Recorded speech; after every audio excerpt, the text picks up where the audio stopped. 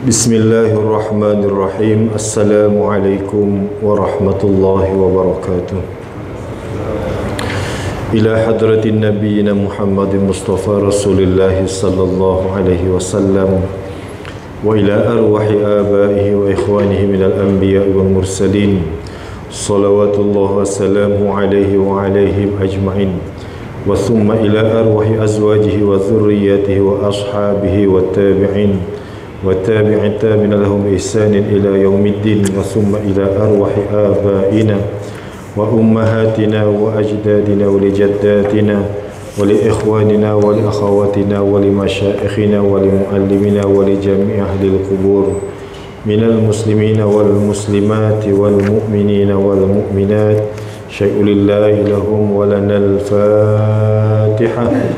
أعوذ بالله من الشيطان الرجيم. بسم الله الرحمن الرحيم. الحمد لله رب العالمين الرحمن الرحيم مالك يوم الدين إياك نعبد وإياك نستعين اهدنا الصراط المستقيم صراط الذين أنعمت عليهم غير المغضوب عليهم ولا الضالين.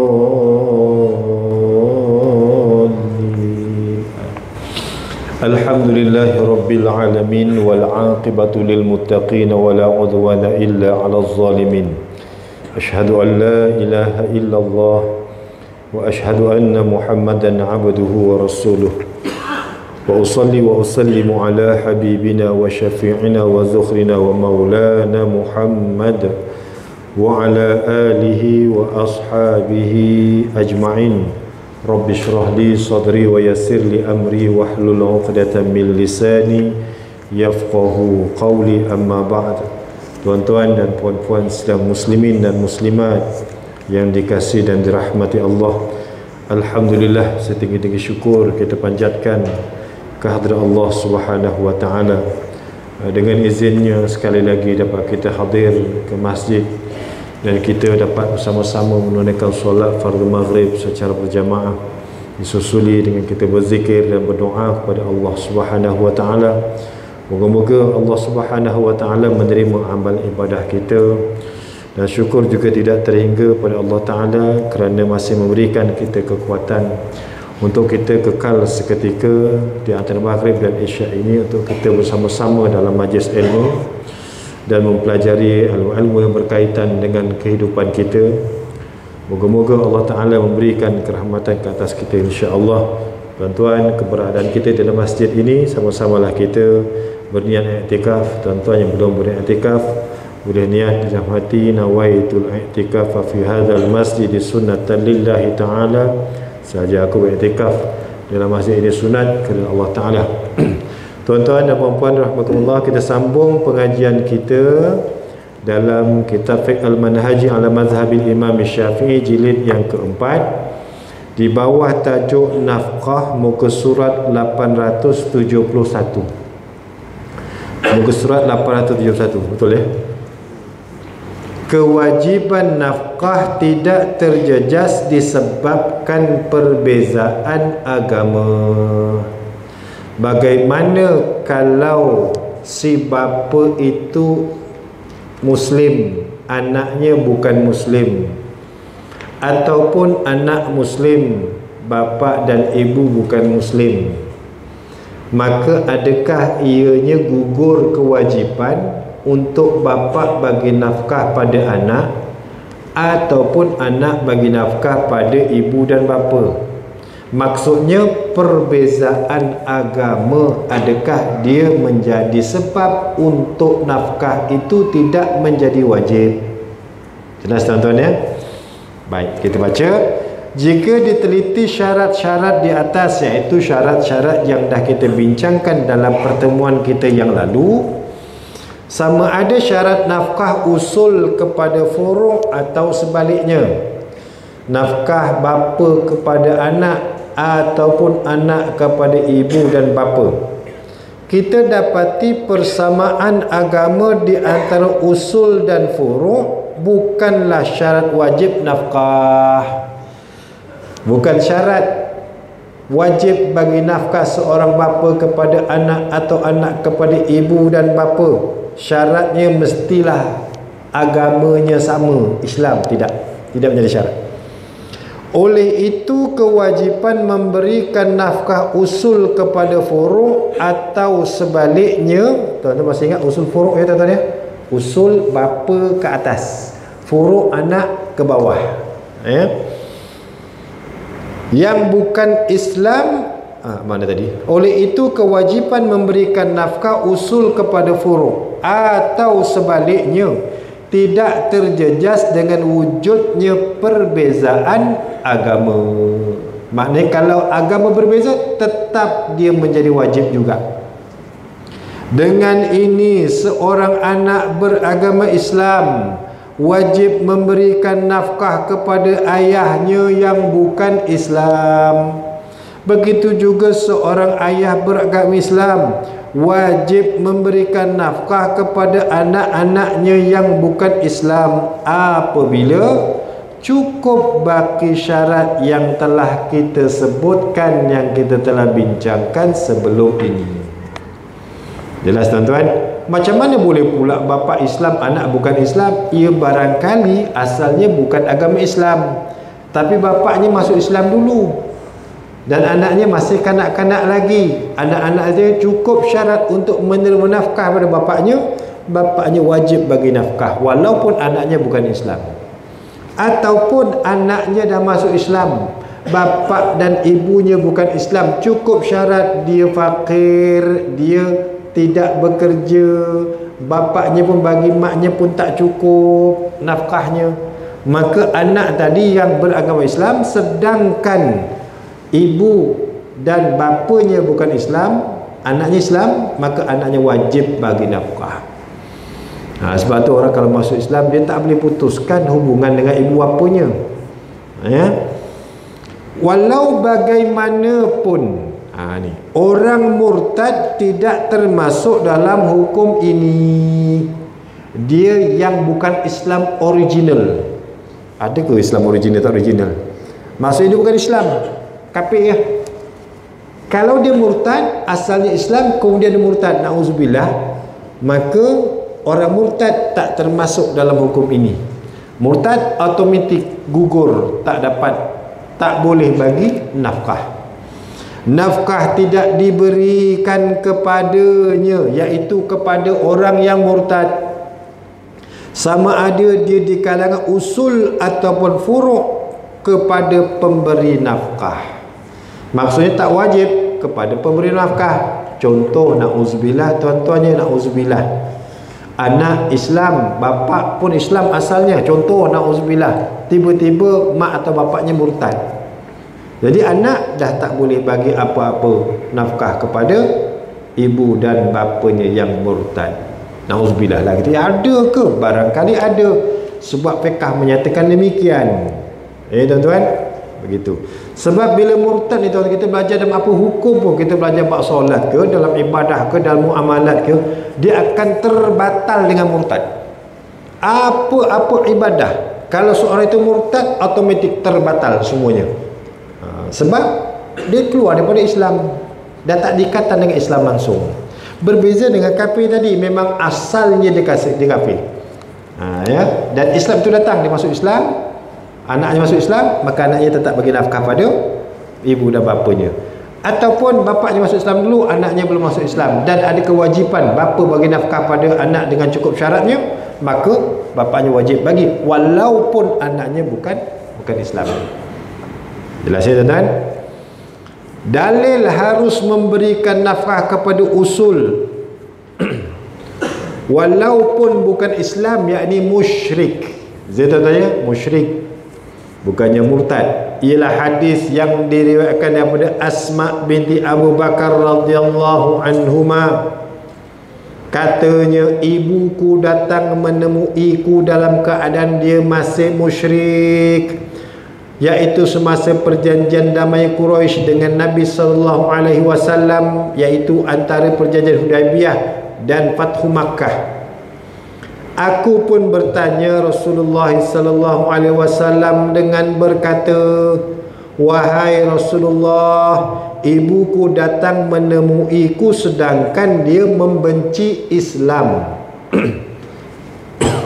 Adakah aku perlu menghubungkan silaturahim dengannya? Baginda sallallahu alaihi wasallam bersabda, hubunglah silaturahim dengan ibumu. Walaupun mak kamu bukan Islam, membenci kepada Islam, tapi jangan kau putuskan hubungan persaudaraan, hubungan darah. Jelas tuan-tuan ya? Jadi hubungan darah pun tak boleh diputuskan, apatah lagi nafkah. Jelas ya? Pokoknya adakah terputus nafkah ataupun gugur kewajipan nafkah kerana perbezaan agama? Tidak. Ya. Baik, kadar nafkah furuk kepada usul. Berapakah kadar yang perlu diberikan daripada bapa kepada anak? Kadar nafkah furuk kepada usul juga tidak ditentukan. Ia terserah kepada kebiasaan, yakni uruf yang berlaku. Minggu yang lalu kita dah bincangkan kadar furuk kepada usul, kadar nafkah anak kepada bapa pun tidak ditentukan, hanya tertentu mengikut uruf, kebiasaan setempat yang berlaku. Begitu juga dengan usul kepada furuk, bapa kepada anak pun begitu. Ini kita tuan-tuan. Ya. Ia juga tidak menjadi hutang jika tidak diberikan pada waktunya, sama dengan hukum yang lalu, kecuali jika berlaku perselisihan di antara usul dan furuk. Ketika itu qadi, yakni pemerintah, hendaklah menentukan kadar tertentu yang sepatutnya diberikan kepada usul. Bayaran ini menjadi hutang yang wajib dibayar oleh furuk jika tidak diberikan pada waktunya. Perkara ini telah kita bincangkan sebelum ini. Berlaku perselisihan, bagi nafkah berapa, bagi nafkah berapa, berselisih, berbalah antara anak dengan bapa contohnya, maka dibawalah perkara ini kepada qadi, kepada pemerintah, pada hakim. Hakim menentukan sekian, sekian, sekian. Kalau kau tak bayar nafkah pada anak kau, maka engkau kena bayar juga. Andainya terlewat, dia kena backdated. Betul ya, backdated ya? Tunggakan. Biasanya tuan-tuan kita dapat berita ni apa minggu lepas kita bincang, apabila berlaku perceraian, kan? Berlaku perceraian, suami lah yang kena. Ada artis-artis lah, ada nama-nama sepulan, nak sebut bahaya ni nanti di post habis. Artis-artis bercerai, mana banyak pun perceraian, bukan artis pun sama je. Maka mahkamah menentukan anak hak penjagaan kepada bekas isteri. Kemudian suami, bekas suami mesti bagi nafkah sekian, sekian, sekian. Itu persetujuan di antara kedua pihak ditentukan oleh pihak qadi, hakim. Tiba-tiba dah 3-4 bulan bekas suami tak bagi nafkah, maka bekas isteri mengadu kepada mahkamah. Mahkamah arahkan kau bayar. Contoh, satu anak 500, ada 5 anak 2,500, 4 bulan tak bayar 10,000 hutang, backdated, kena bayar kemudian. Itu dia. Baik, seterusnya, siapakah sepatutnya memberikan nafkah ni daripada furuk kepada usul? Anak ramai ni, siapa yang nak bagi nafkah? Anak 10, laki 6, perempuan 4. Siapa nak bagi nafkah kepada mak bapak yang dah uzur, yang tak bekerja, dah tak ada pendapatan? Siapa nak bagi, tuan-tuan?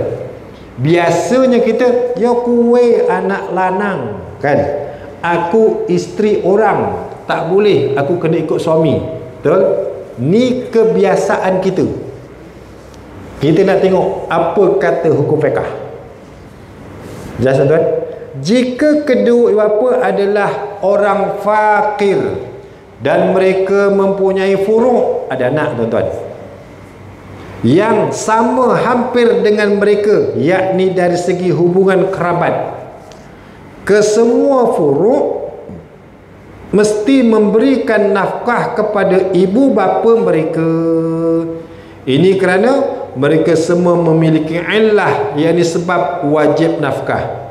Bahagian nafkah yang perlu dikeluarkan oleh perempuan adalah separuh daripada bahagian lelaki, sama seperti dalam masalah harta pusaka. Maknanya tuan-tuan, dia punya kedudukannya sama. Anak, contoh anak, semua anak. Contoh tadi sebut tadi, ada anak 10, 4 perempuan, 6 lelaki. Duk berbalah, siapa nak bagi, siapa nak bagi. Engkau lah yang duduk dengan mak, aku tak duduk dengan mak, engkau lah kena bagi. Contoh tuan-tuan, dia berbalah. Jadi fiqh menetapkan sama, semua kena bagi sebab levelnya sama. Anak level sama. Kalau anak, lepas tu cucu tak ada. Siapa yang paling hampir dengan furu', dengan usul? Siapa yang paling hampir? Contoh tuan-tuan, seorang perempuan, ibu lah, anak semua mati dulu. Ni anak semua mati dulu, yang tinggal cucu. Siapa waris yang paling dekat? Cucu lah ya. Maka cucu lah paling dekat, kena bagi. Ada berapa cucu? 50 cucu. 50 bagi semua. Bagaimana keadaannya? 2 perempuan, dua lelaki, 1 perempuan. Maksudnya 2 bahagian untuk lelaki dan 1 bahagian untuk perempuan. Contoh ada anak, siapa yang paling dekat dengan ibu? Anak. Lepas tu tengok anak tinggal berapa? Tinggal 3 je. Yang lain mati dulu. 3 tu lah. Kaedah dia bagaimana? Sama seperti harta pusaka. Lizzakari mislu hadzil unsayain. Bagi lelaki 2 bahagian, perempuan 1 bahagian. Okey, macam ni kita bincang. Okey, lelaki 100, perempuan 50. Contoh. Jadi lelaki 100, perempuan 50. Lelaki ada 6 orang, 600. Perempuan 50, ada 4 orang. Jadi 200, dapat 800 sebulan. Nah, kita bagi untuk mak yang dah uzur. Itu dia pembahagiannya. Nak bagi lebih, silakan. Yang tak bagi, ni yang masalah. Jelas tuan-tuan? Boleh faham? Boleh ya? Jika mereka berselisih pendapat dalam menentukan siapakah yang paling hampir seperti anak atau cucu. Maksud paling hampir ni bukan duduk sebelah. Engkau lah duduk sebelah rumah, aku jauh, aku duduk overseas. Tak, hampir ini adalah dekat dari sudut nasab, dari sudut keturunan. Seorang anak dengan cucu, anak dengan cucu, siapa yang lebih hampir? Anak lah. Cicit dengan cucu lah lebih hampir. Begitu. Siapa yang paling hampir, dialah yang kena bagi nafkah. Nafkah diwajibkan kepada yang paling hampir, sama ada mereka adalah waris ataupun bukan waris, lelaki ataupun perempuan. Ini kerana dari segi hubungan kerabat adalah lebih utama untuk diambil kira. Bahasa mudahnya gitulah tuan-tuan. Kalau ada anak, anaklah paling hampir. Contoh sebatang kara, tak ada siapa-siapa. Kan ada kadang tuan-tuan, tak ada siapa-siapa nak bantu, masjid lah. Di masjid ada. Wah, senangnya. Kita tengok urusan bagaimana kedudukan harta pusaka. Seorang mati yang wajib dapat siapa tuan-tuan? Ini jilid 5 kita belajar nanti.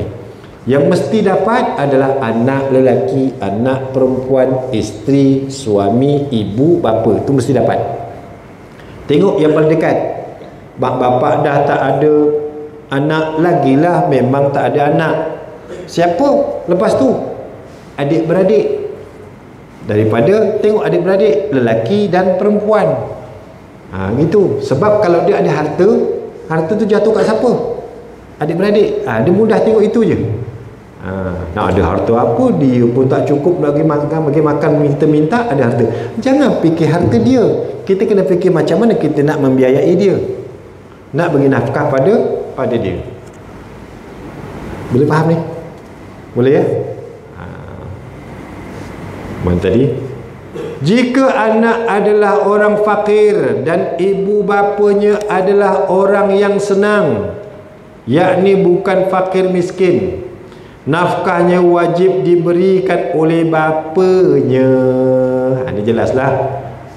Anak memang fakir, bapa memang orang yang senanglah, orang yang ada harta, maka wajib diberikan nafkah itu oleh bapanya. Ini kerana bapalah yang bertanggungjawab memberikan nafkah kepada anaknya yang masih kecil berdasarkan firman Allah Ta'ala, fa in arda'na lakum fa'atuhunna ujurahun, yang kita bincang sebelum ni.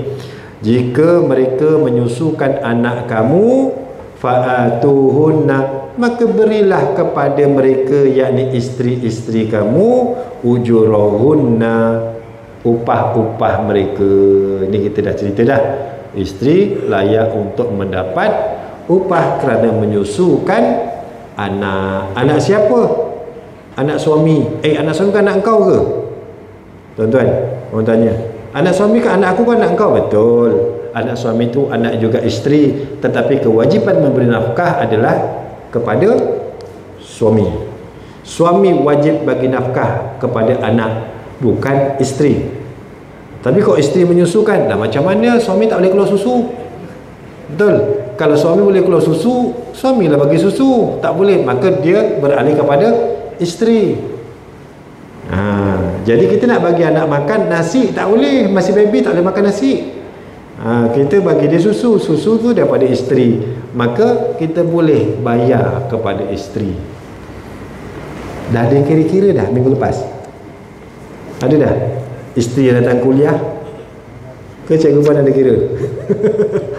Kok ada kira? Bang, ni anak 7 anak 1 berapa tahun kira. Baik. Tapi kalau kita belajar lagi tuan-tuan sebelum ni, adalah lebih baik jika isterinya meredai. Gitu. Tu kat situ yang kita kena baca juga tu. Nah, ni dalam kitab sebut.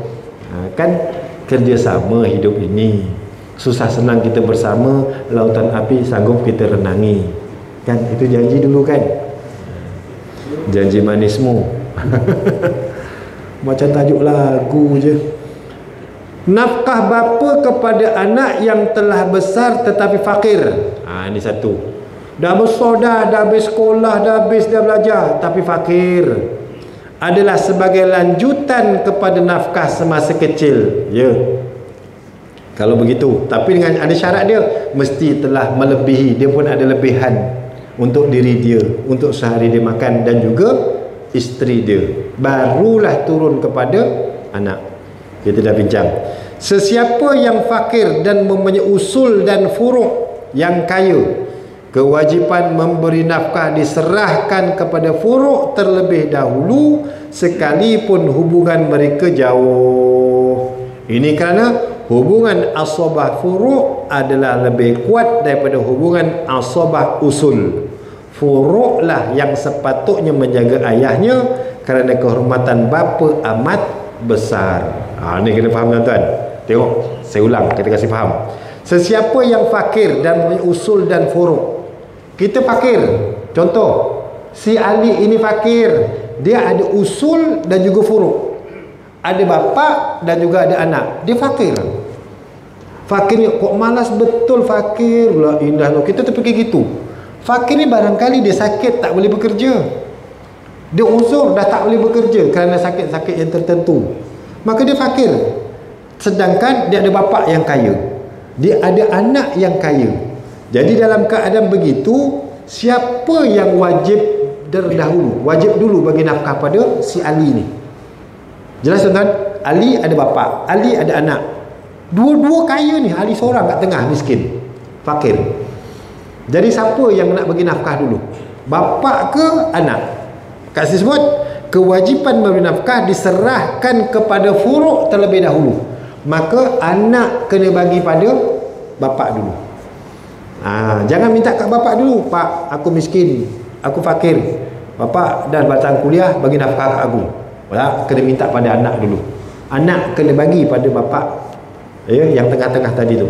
Bukan minta kat bapa dulu.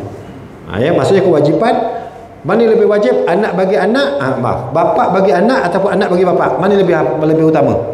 Anak bagi pada bapa. Faham tak ni? Dia ada 3 lapis. Atuk, anak, cucu. Yang miskin tengah ni fakir. Yang saya sebut nama Ali, watak yang sebut tadi Ali. Dia fakir, memang tak ada kerja, memang dah contoh sakit. Siapa yang nak bagi nafkah pada Ali ni? Bapa dia ke anak dia? Anak dia. Terlebih dahulu anak dia utamakan. Ya.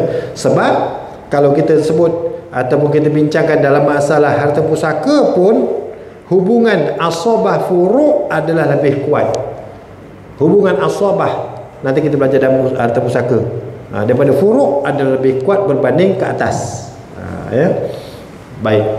Jika bilangan usul, furu' atau orang lain yang memerlukan nafkah adalah ramai, sedangkan lebihan keperluan dirinya tidak mencukupi untuk diberikan kepada mereka semua, dia hendaklah memberikan keutamaan berdasarkan susunan berikut. Anak 10 miskin semua, fakir semua. Macam mana tuan-tuan? Bapa cukup-cukup aja, adalah lebih sikit. Nak bagi semua tak cukup. Macam mana? Dia makan untuk sehari cukup untuk dia, untuk isterinya cukup, adalah balance sikit. Maka ikut hukum bapa kena bagi pada anak. Betul? Tapi anaknya ramai. Yang usut yang nak dapat nafkah ni ramai. Sedangkan lebihan harta yang untuk diberikan nafkah itu hanya sedikit. Jadi bagaimana? Dia berdasarkan susunan berikut. Selepas memenuhi keperluan dirinya, dia hendak mendahulukan. Ni. Sebab tu saya sebut tuan-tuan, kena nafkah untuk diri sendiri dulu. Kadang-kadang kita jadikan dia kita, biarku menjadi lilin. Kan ada lagu, biarku menjadi lilin, Kenny Reni dan Martin, memberikan cahaya, menerangi sekeliling walau diri terbakar. Wah, ustaz hafal. Dulu jadikan lagu Hari Guru. Tapi ingat tuan-tuan, nafkah pada diri sendiri yang lebih utama. Dah ada lebih, barulah susunan. Pertama, isterinya. Kerana nafkah kepada isteri adalah pasti. Nafkah kepada isteri tidak akan terbatal walaupun dengan berlalunya masa. Ini berbeza dengan nafkah kepada usul dan furu', iaitu bapa dan kepada anak, kerana ia terbatal dengan berlalunya masa, sebagaimana yang telah kami jelaskan sebelum ini. Apa jua keadaan isteri, wajib dibagi nafkah sampai bila-bila. Tapi anak, dia boleh terbatal. Bila anak masih kecil, besok dah belajar, dah dewasa, dah tak ada bawah kewajipan kita, dah tak jadi wajib bagi kita untuk memberi nafkah, kecuali dah besar, dah tua pun dia masih fakir. Tu ya kita bagi. Tu maksudnya isteri sampai bila-bila. Tak kira isteri berapa, 2 ke 3. Sekarang sensitif tuan-tuan, abang Tesla. Ada yang sebut, kau punya pasal lah ni, lelaki berhati-hati sekarang bila bercakap, jangan main-main sebut je, bahaya. Orang lain yang buat kerja, kita yang kena marah. Bukan kita, kan saya lah ni, contoh saya baca dekat media sosial. Tahu tak ni ceritanya ni? Kena tengok-tengok jugalah TikTok ke. Abang Tesla ni kahwin satu lagi, betul kan? Dia peluk isterinya lepas main subuh, tengok dibenarkan kahwin. Mengamuk orang lain, orang yang mengamuk, bini dia tak mengamuk, dia pula mengamuk. Orang lain mengamuk. Allah, dunia. Dah tu cerita lain. Baik, yang kedua, dah isteri, yang kedua anaknya yang masih kecil. Begitu juga dengan anak yang telah dewasa tetapi gila, kerana mereka amat tidak mampu untuk bekerja. Jadi inilah susunan untuk bagi nafkah. Jadi tuan-tuan tengok, oh isteri clear, ada balance lagi, anak yang masih kecil. Anak masih kecil, atau tengok dah dewasa, dia gila. Tu. Lepas tu barulah yang ketiga, ibu. Kerana dia juga tidak mampu bekerja, juga kerana haknya telah pasti disebabkan dialah yang mengandung, melahir, menyusu dan mendidik. Lepas ibu barulah bapa, kerana kelebihannya juga amat besar. Tu bapa ranking yang keempat lah tuan-tuan. So jangan ngecek-ngecek anak. Aku kan bapa engkau, bagilah duit medam allowance bulanan. Tak tuan-tuan, ranking keempat. Tuan-tuan pernah dengar tak? Anaknya saya bagi maknya je, bapaknya tak dibagi. Betul? Iya. Orang Batu 10 ni ada juga. Adalah cerita-cerita, tak adalah mengadu, tapi ngadu sebenarnya tu. Kepri ustaz. Meh datang kuliah. Memang bagi Kak mak utama dulu. Tapi bukan bagi lebih-lebih, bapaknya tengok ngences je. Ya.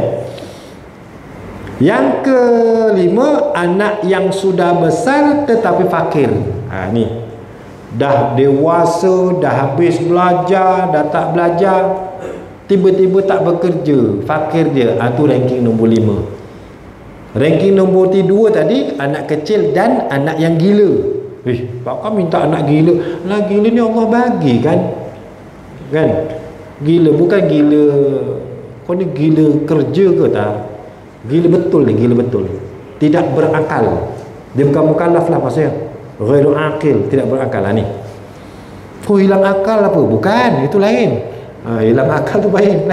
Ni gila betul. Dekatnya hubungan mempunyai kelebihan yang tersendiri. Dan yang terakhir, yang keenam, datuk dan ke atas. Kerana kehormatannya seperti kehormatan bapa. Datuk menjadi asal keturunan dan haknya wajib dijaga. Ni yang kita kena hafal tuan-tuan. Tak hafal pun tahulah. Ranking dia, isteri, kedua anak yang masih kecil dan anak yang gila. Yang ketiga, ibu. Yang keempat, bapa. Yang kelima, anak yang dah dewasa tetapi fakir. Dan yang keenam, datuk dan ke atas. Jadi yang lagi datuk nampak cucu banyak duit sikit, jangan tengok-tengok lah, kejap-kejap mata. Bagi duit raya tak apa ke? Tak apa, itu hadiah. Ni nafkah wajib tuan-tuan, hadiah tak wajib. Lah dia bagi bulan-bulan, bagi je tak apa. Jangan pula tak boleh, aku ranking yang ke-6, atuk, terima je dia bagi. Lain tuan-tuan, beza nafkah dengan hadiah, dengan pemberian, beza tuan-tuan dia. Ataupun ada orang sedekah, orang kaya sedekah kat kita. Kita ni dah tak berduit, miskin, fakir, orang sedekah. Tak boleh, kau tak wajib bagi nafkah kat aku. Tak, itu sedekah. Jangan duk kita belajar ni, kita tak terima pula orang bagi. Tapi biasa bagi kita tak tolak. Kalau tolak pelik lah. Bagi tak apa tak, malah kita minta ada lah. Kan tuan-tuan? Bukan kita lah, orang lain. Gitu. Kita bagus-bagus berlakon belajar ni. Boleh? Jelas tuan-tuan? Selesai. Ada soalan? Tak ada? Sila. Duduk. Nanti ada satu.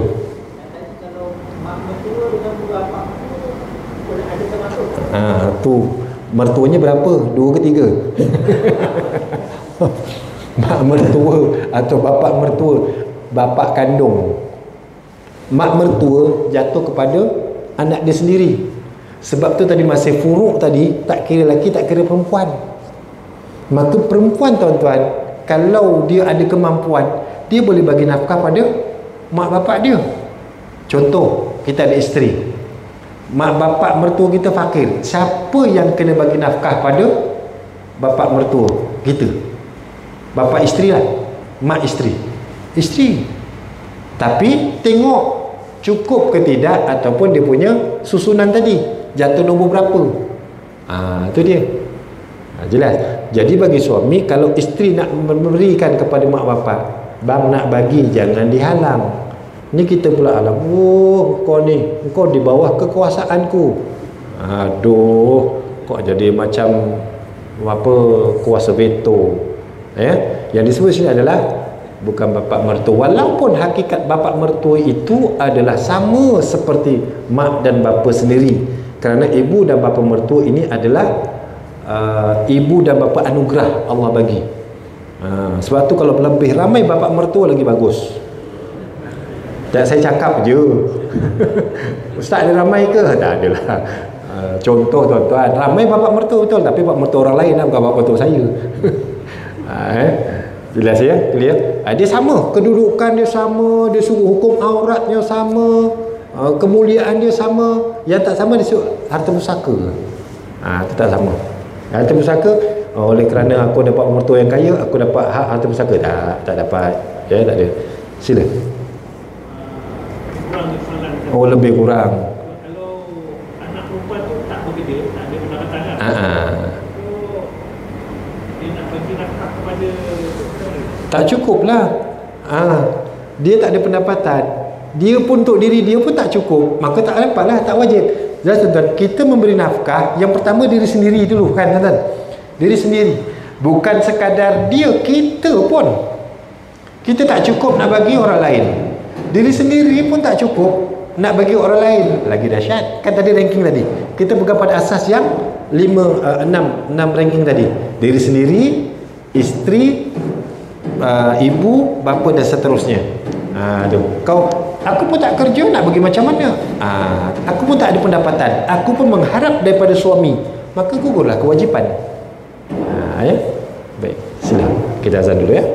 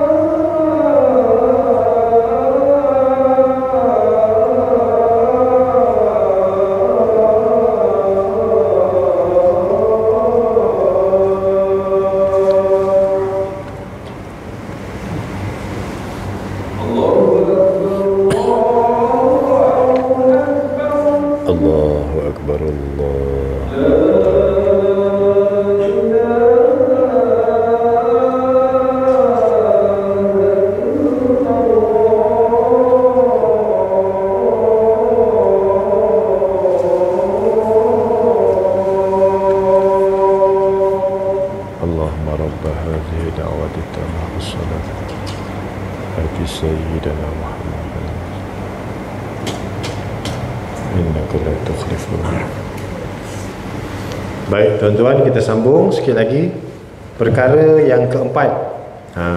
Ni yang ditunggu-tunggu. nafkah suami kepada isteri. Ni duk cerita daripada nafkah zahir batin itu je. Tak percaya tanya lah. Kalau siapa yang nak baru kahwin ke apa kan, duk sebut nafkah zahir batin. Apa nafkah zahir batin tu? Kan? Ijma' ulama' mengatakan suami wajib memberikan nafkah kepada isteri dengan syarat tertentu yang akan kita sebutkan. Wajib. Kewajipan suami memberi nafkah kepada isterinya, tetapi ada dia punya syarat. Bukan hantam begitu saja. Dalil suami wajib memberi nafkah kepada isteri. Kewajipan ini berpandukan kepada dalil Al-Quran dan As-Sunnah. Pertama, surah An-Nisa, a'udzubillahi minasyaitonirrajim. Ar-rijalu qawwamuna 'alan nisa'i bima faddalallahu ba'dahum 'ala ba'd wa bima anfaqu min amwalihim. Ar-rijal, lelaki, qawwamun 'alan nisa, adalah pemimpin ataupun disebut sebagai pengawal 'alan nisa, kepada kaum perempuan. Dan cerita lelaki, kerana ini ayat ni disebut seorang main gunakan ni. Aku kan ketua, kau kena ikut cakap aku. Baca penghuraian makna qawwamun. Bukan makna ketua, tetapi adalah orang yang bertanggungjawab, dipertanggungjawabkan. Kalau sebut ketua, kau kena ikut cakap aku. Bukan. Ketua ni lagi dahsyat. Dia punya tanggungjawabnya besar. Bukan senang suka-suka dilantik jadi ketua, jadi pemimpin. Sebab ada tanggungjawab yang lagi besar. Maka lelaki ini dipertanggungjawabkan untuk menjaga, mengawal ala nisa, ke atas perempuan. Bima faddalallahu ba'dahum ala ba'd, kerana dengan apa yang Allah lebihkan ke atas orang lelaki, iaitu dengan beberapa keistimewaan ke atas perempuan. Maksudnya dah diiktiraf, Allah dah nyatakan lelaki ini punya kelebihan berbanding dengan perempuan. Wa bima anfaqu min amwalihim, dan juga kerana lelaki ini membelanjakan, yakni memberikan nafkah sebahagian daripada harta mereka. Nak jadi ketua, lelaki. Nak memimpin, lelaki. Ni sebab Allah bagi kelebihan, banyak kelebihan. Akalnya, pemikirannya, kekuatannya, kemampuannya. Itu. Dan yang kedua, lelaki ini adalah orang yang beri nafkah kepada perempuan, yang diambil daripada sebahagian daripada harta mereka, iaitu harta lelaki. Maksudnya wajib bagi lelaki, jadi suami, memberikan nafkah kepada isteri. Ayat di atas menunjukkan bahawa suamilah yang bertanggungjawab memberikan nafkah. Begitu juga dengan ayat yang lain, wal walidatu yurdi'na auladahunna haulaini kamilain liman arada ay yutimma ar-radha'ah wa 'alal mauludi lahu rizquhunna wa kiswatuhunna bil ma'ruf. Dan wal walidat, ibu-ibu, yurdi'na, menyusukan, auladahunna, anak-anak mereka, haulaini kamilaini, 2 haul yang sempurna, iaitu 2 tahun genap. Ni baby memang kena susukan 2 tahun, bukan perubatan ya tuan-tuan. Dalam Quran dah sebut ibu-ibu ini menyusukan anaknya haulaini, 2 tahun genap. 2 tahun mengikut bulan Qamariyah. Haul apa tuan-tuan? Nanti dah cukup haul, cukup nisab, bayarlah zakat. Haul ni cukup tempoh setahun. Haulain 2 tahun. Perkiraan tahun dalam Islam adalah bulan Hijri, bulan Qamariyah. Liman arada ayyutimar radha'ah, bagi sesiapa yang nak menyempurnakan susuannya. Siapa yang nak ikut apa yang dah dianjurkan dalam Al-Quran, 2 tahun. Wa 'alal mauludi, dan ke atas bapa wajib, lahu baginya, iaitu bapa, rizquhunna, memberi makan, memberi rezeki itu bagi nafkah, bagi makan, wa kiswatuhunna, dan pakaian bagi mereka, bil ma'ruf, dengan cara yang sepatutnya, dengan cara yang selayaknya. Maksudnya maulud itu adalah bapa. Wajib atas bapa bagi rezeki, bagi nafkah, makan, minum, pakaian, dengan cara yang makruf, cara yang sebaiknya, iaitu nanti dibincangkanlah bagaimana ikut kemampuan si suami. Daripada hadis Rasulullah sallallahu alaihi wasallam, ini panjang. Fattaqullaha fin nisa fa innakum akhadtumuhunna bi amanatillah. Berarti situ dulu. Bertakwalah kamu kepada Allah dalam mengendalikan ataupun menguruskan an-nisa, menguruskan isteri. Maksud tuan-tuan, dapat isteri bukan senyum, bahkan ia membawa kepada ketakwaan kepada Allah. Tuan-tuan, suami ada isteri, suami memang ada isteri lah. Suami lelaki dapat isteri bukan sekadar berkahwin, tetapi ia mendekatkan diri kita supaya kita bertakwa kepada Allah. Nabi sebut, fattaqullah, hendaklah kamu bertakwa kepada Allah fin nisa, bagi perempuan. Maksudnya kita jaga orang perempuan, kita jaga isteri mendapat takwa. Fa innakum akhadtumuhunna, sesungguhnya kamu mengambilnya, iaitu mengambil isteri tadi, bi amanatillah, kerana amanah dari Allah. Bukan suka-suka gitu, ini amanah Allah. Tapi lah cerita orang dah bercucu cicit, dia cerita bagi orang bujang ni semangat ni.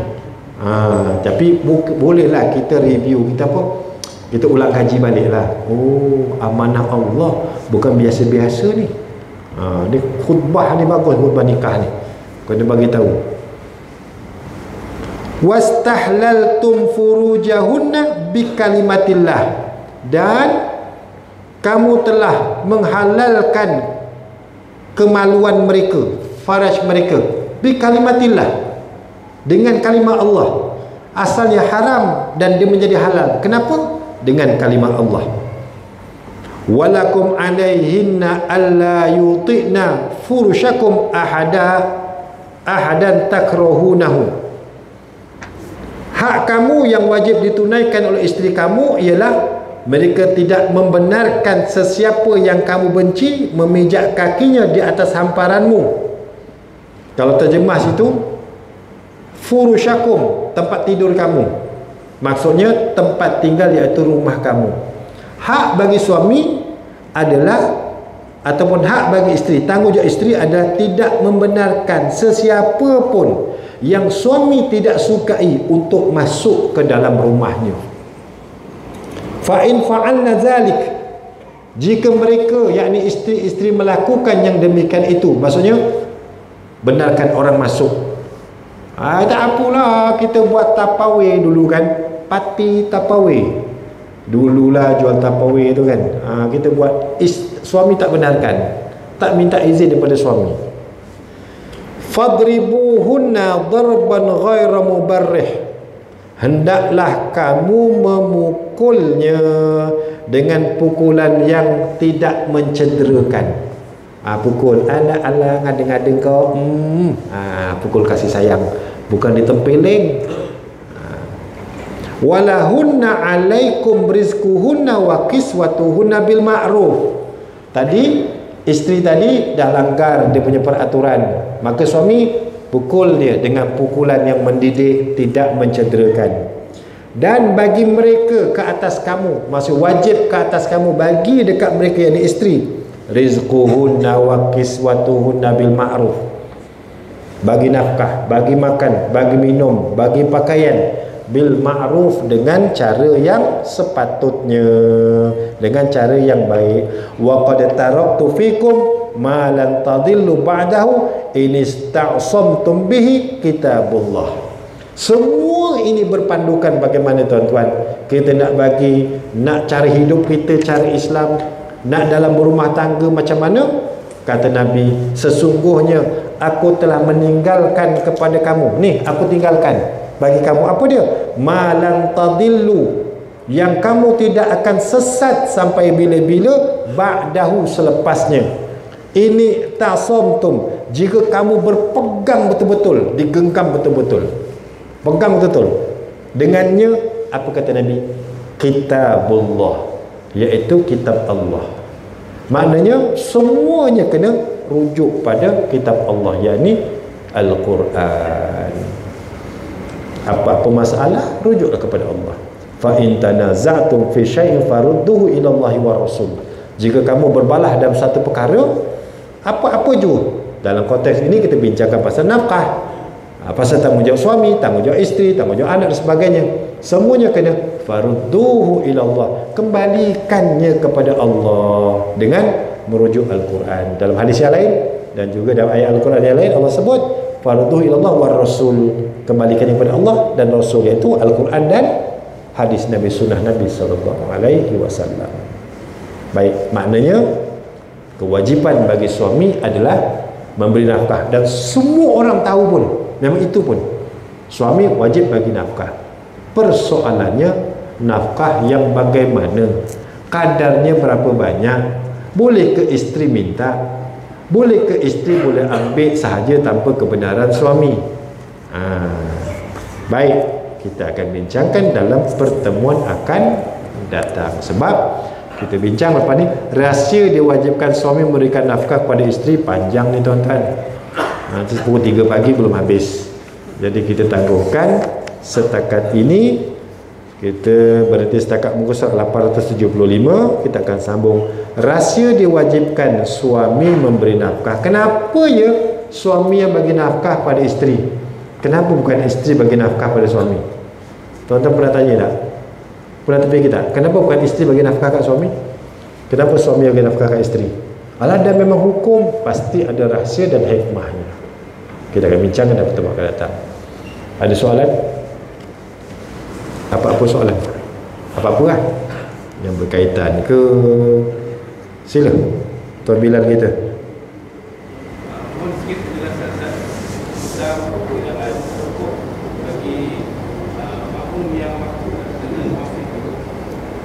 Bilangan rukuk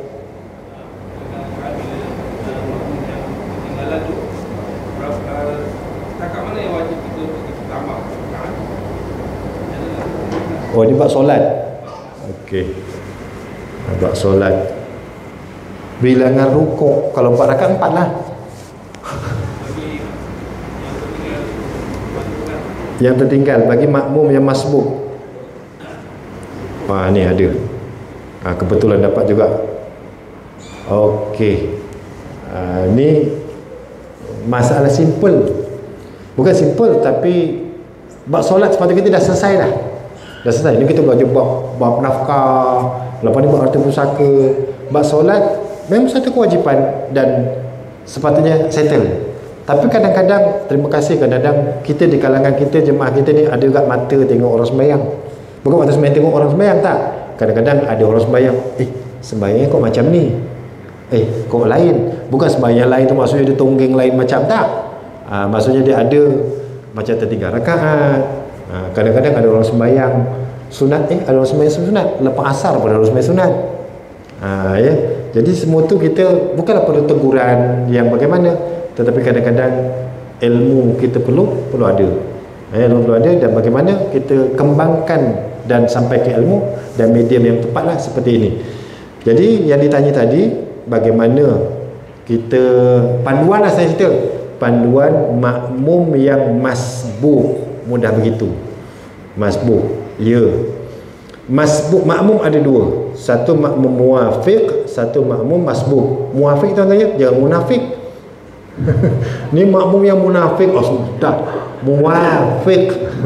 Muafiq maksudnya sempat bersama imam pada rakaat yang pertama dan sempat rukuk bersama imam. Rukuk bersama tu maksudnya dia dapat rakaat pertama bersama imam. Contoh, kita sembahyang maghrib tadi, sembahyang Allahu Akbar, imam takbir, tuan-tuan pun takbir, rukuknya sama bersama imam, maksud sempat bersama imam rukuk, iaitu makmum muafiq. Walaupun tuan-tuan datang lambat, baru baca Fatihah sikit, bismillahirrahmanirrahim, alhamdulillah, makmum imam dah rukuk, kita kena rukuk sama-sama dengan imam. Sebab untuk mendapatkan rakaat. Manakala makmum masbuk yang tidak sempat bersama imam pada rakaat yang pertama dan tidak sempat bersama imam pada rakaat yang pertama. Jadi bagaimana tuan-tuan, selalunya berlaku permasalahan begini. Saya bagi contoh je lah ya. Kita datang, imam dah rakaat kedua, jemaah dah rakaat kedua, kita pun datang. Tengah wudu masuk, kita pun takbir, Allahu Akbar, imam dah rukuk. Imam dah rukuk ni rakaat kedua ni. Masbuk lah, betul tuan-tuan. Imam dah rukuk. Kita pun sibuk habiskan Fatihah. Ghairil maghdubi alaihim waladdallin. Masih Fatihah belum habis, imam dah bangun. Imam dah bangun, kita tak sempat rukuk bersama imam. Jelas? Jadi dapat rakaat ke tidak makmum tadi? Dapat rakaat tak? Tak dapat rakaat. Kalau dia sembahyang Isyak, kalau dia sembahyang Maghrib, maknanya dia masih kosong rakaat lagi. Maksudnya apa tuan-tuan? Dia datang rakaat kedua, imam rukuk, dia tak rukuk bersama imam, dia lambat. Dia bangun, imam bangun, dia baru rukuk. Berselisih ataupun tertinggal, jelas? Maka dia tak dapat rakaat pada waktu itu. Turunlah dia, tapi dapat jemaah. Turun sama habis. Dia kena tambah berapa tuan-tuan? Kalau Maghrib 2, sebab dia hanya dapat satu rakaat. Jelas? Berbeza dengan makmum muafiq tadi. Muafiq tadi, kalau dia bersama imam, rakaat kedua, imam baca surah pendek sangat. Ghairil maghdubi alaihim waladdallin. Amin. Rakaat kedua. Ya, rakaat pertama dah dapat dah, sama cantik. Rakaat kedua, imam baca surah pendek sangat. Yasin, Allahu Akbar. Dengarkan Yasin panjang. Satu perkataan. Macam mana tuan-tuan? Dia baru baca Fatihah separuh. Makmum, imam rukuk. Habis tekan dulu Fatihah. Jangan sampai kita tertinggal 3 rukun yang besar. Kalau tertinggal 3 rukun yang besar, maka terbatallah, tidak sahlah solat kita. Pucuk itu kita dah baca, imam pun rukuk, bangun, nak sujud dah ni, dah masuk 3 rakaat, dah sujud, kita terus sujud, kita terus rukuk. Maksudnya rukuk, tapi jangan tertinggal sujud terus sama imam, rukuknya tidak, itu batal. Dia tetap rukuk. Maksudnya berbeza keadaan dengan makmum masbuk. Jadi tuan-tuan, mana-mana kita jamaah yang kita sembahyang, kalau kita masbuk, tidak sempat bersama imam pada rakaat yang pertama, kemudian kita masuk, maksudnya kita didahului oleh imam, dan kita baca Fatihah belum habis, tuan-tuan, imam dah rukuk, kita rukuk. Sebab Fatihah kita insya-Allah di-cover oleh imam. Dia akan rukuk sama-sama untuk kita dapatkan rakaat. Sekiranya kita tidak rukuk bersama imam, maka kita tak dapat rakaat. Bukan solat tidak sah, tapi sempurnakan sehingga habis rakaat solat tersebut. Yang kiranya yang pertama tadi tu kita tak dapat rakaat. Selisih pun tak boleh. Dia kena rukuk sama, sebab sama, walaupun kejap rukuk bangun. Contoh imam bangun, tu sempat. Dia tak boleh selisih. Dia rukuk, imam bangun, selisih tak boleh. Dia kena sempat bersama-sama, ada tomak ninahnya kat situ lah. Jelas ya?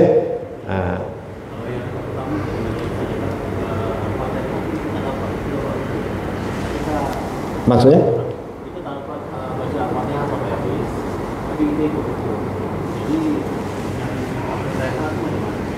Rakaat pertama lah, sama.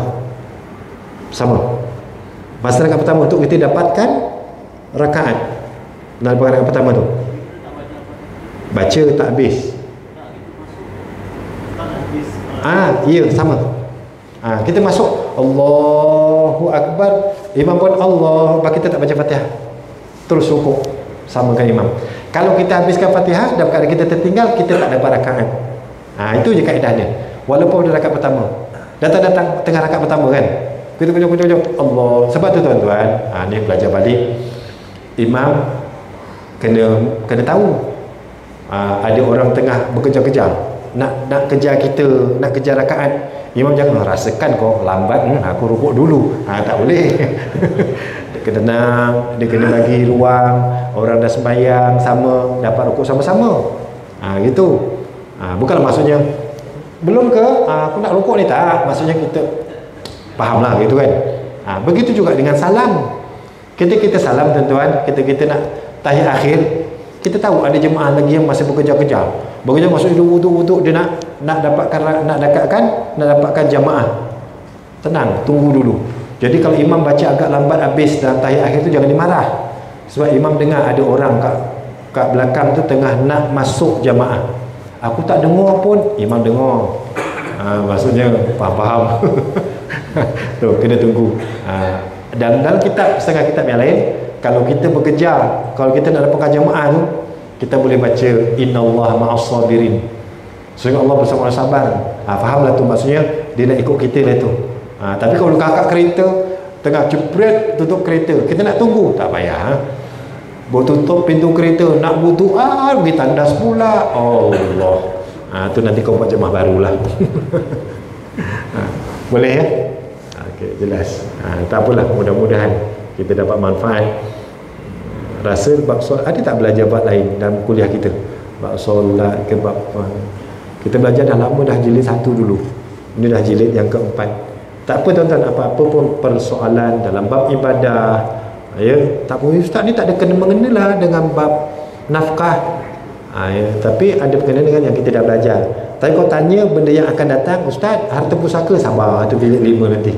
Maksudnya sukatan akan datang, jangan ditanya dulu. Ini sukatan yang dah lalu boleh kita bincang bersama, insya-Allah. Apa pun tuan-tuan, segala persoalan, permasalahan, bertanyalah, bincang sama-sama. Tak kisahlah, tak secara formal pun tak apa. Kita bincang, duduk, ustaz nak medang-medang, jom. Tak apalah, belajar rutinan sudahlah. Kita cerita dapat manfaat untuk ilmu. Tak semestinya kita bincang dalam kuliah, dan tak semestinya kita bincang dalam keadaan formal, tapi dalam perbualan biasa. Pokoknya kita bincang itu adalah untuk kemaslahatan kita, kebaikan kita, terutamanya dalam menjaga amal ibadah kita, insya-Allah. Wallahu alam. Mudah-mudahan kita dapat manfaat. Malam Jumaat kita baca Yasin dah mula dah, yang ada medang-medang tu minggu ni. Ni promosi tuan-tuan. Ada orang tanya, malam Jumaat kok dah tak ada medang-medang semenjak PKP, siapnya malas ke? Nak menghidupkan semula suasana tu agak susah sikit tuan-tuan. Tapi di tempat lain pun ada. Tempat lain saya kuliah pun, lepas kuliah saya makan. Tu yang susah hati tu. Kat sini jangan tuan-tuan, jangan, penat kita makan aja. Jadi kita cadangkan malam Jumaat lepas Yasinan, tahlil, adalah jamuan-jamuan sedikit. Pihak masjid ada sediakan karipap 2-3 biji. Yang lain tonton bawa lah potluck. Tak payah banyak-banyak, bawa aja. Tonton mungkin bawa mihun, mungkin bawa nasi Arab, mungkin. Tu contohnya tuan-tuan. Ni apa tuan-tuan? Sedekah. Mudah-mudahan niatkan aku tak sehat, mudah-mudahan dengan sedekah dengan orang datang masjid ni lain macam tuan-tuan. Tuan-tuan sedekah dengan orang lepak, dengan sedekah dengan orang datang masjid, beza tuan-tuan. Ya, pasti sebab kita beribadah, betul-betul sungguh ibadah. Balik-balik tengok, alhamdulillah. Kita ada tuan-tuan di kalangan kita yang memang belum sempat makan. Balik kerja tadi, hatinya nak datang masjid dah. Ada kuliah, tunggu lagi, belum makan. Ada malam Jumaat, baca Yasin, baca surah Kahfi, memang belum makan. Tengok-tengok ada orang sedekah makanan. Makan besar pahala tuan-tuan. Pihak masjid sediakan air lah, TO ke, jarang ke, terpulanglah tengoknya. Ya, tengok tuan-tuan. Jadi siapa yang nak bawa, dipersilakan. Boleh tengok-tengoklah minggu ni kak. Minggu ni tak banyak, minggu depan kita bawa. Nak bawa tiap minggu pun tak apa. Jadi bolehlah makan biskut-biskut kering ke, apa-apalah, tak kisah apa-apa tuan-tuan. Tujuannya untuk kita guyup-guyupan lah. Borak-borak, cerita-cerita. Kat situ kadang-kadang orang tanya, ustaz tadi saya nak tanya tapi malu. Tengok nanti keluar dia orang jalan tanya. Nak pergi kereta, ustaz nak tanya. Tadi tak nak tanya, tak apalah. Ya, mudah-mudahan. Mula minggu ni je. Mula minggu ni dan seterusnya, ya. Wallahu alam. A'udzubillahi minasyaitonirrajim. Bismillahirrahmanirrahim. Alhamdulillahirabbil alamin wassalatu wassalamu ala asyrafil anbiya'i wal mursalin wa ala alihi washabbihi ajmain. Allahumma ij'al jam'ana hadza jam'an marhuma وتفرقنا من بعد تفرقا معصوما اللهم إنا نعوذ بك من علم لا ينفع من قلب لا يخشع من عين لا تدمع ومن نفس لا تشبع من دعاء إذا استجاب له ربنا آتنا في الدنيا حسنة وفي الآخرة حسنة وقنا عذاب النار وصلى الله على سيدنا محمد وعلى آله وصحبه وبارك وسلم والحمد لله رب العالمين سبحانك اللهم وبحمدك أشهد أن لا إله إلا أنت واستغفرك وأتوب إليك بسم الله الرحمن الرحيم والعصر إن الإنسان لفي خسر إلا الذين آمنوا وعملوا الصالحات وتواصوا بالحق وتواصوا بالصبر أقول قولي هذا واستغفر الله العظيم لي ولكم السلام عليكم ورحمة الله وبركاته.